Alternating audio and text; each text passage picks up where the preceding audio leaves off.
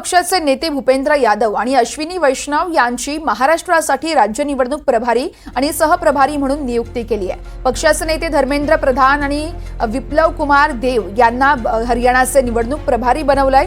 भाजप नेते शिवराज सिंह चौहान आणि हेमंत बिस्वा शर्मा हे देखील झारखंडसाठी यावेळेस पक्षाचे निवडणूक प्रभारी असणार आहेत। जी किशन रेड्डी यांची जम्मू काश्मीरसाठी भाजप निवडणूक प्रभारी म्हणून नियुक्ती करण्यात आली आहे। महाराष्ट्रासाठी भाजपचे नवे प्रभारी नियुक्त झाले आहेत। भूपेंद्र यादव यांची प्रभारीपदी नियुक्ती करण्यात आली आहे, तर अश्विनी वैष्णव यांची सहप्रभारी म्हणून निवड करण्यात आली आहे। विधानसभेच्या पार्श्वभूमीवर भाजपकडून मोठे बदल करण्यात आले।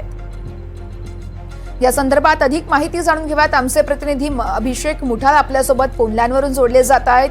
अभिषेक, आपण पाहतोय विधानसभा निवडणुकीच्या अगोदरच भाजपने आता पक्षात काही मोठे फेरबदल केलेत।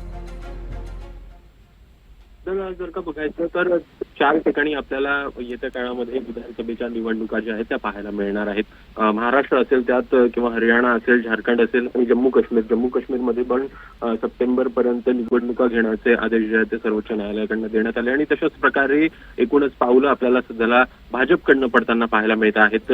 महाराष्ट्राबद्दल जर का बोलायचं तर महाराष्ट्रासाठी नवे प्रभारी आणि सहप्रभारींची नियुक्ती भाजपकडनं करण्यात आलेली आहे। यामध्ये केंद्रीय मंत्री भूपेंद्र यादव, अश्विनी वैष्णव हे सहप्रभारी असणार आहेत। भूपेंद्र यादव यांचं जर का पाहायचं तर दांगडा जनसंपर्क आहे। एकूणच भूपेंद्र यादवांचं सर्वच पक्षीयांमध्ये आपल्याला चांगले संबंध जे आहेत ते पाहायला मिळत आहेत। त्यामुळे एकूणच या काळामध्ये आपल्याला याचा फायदा जो आहे तो भाजपला होऊ शकेल। अगदीच अभिषेक, खूप खूप धन्यवाद तुम्ही दिलेल्या सविस्तर माहितीसाठी।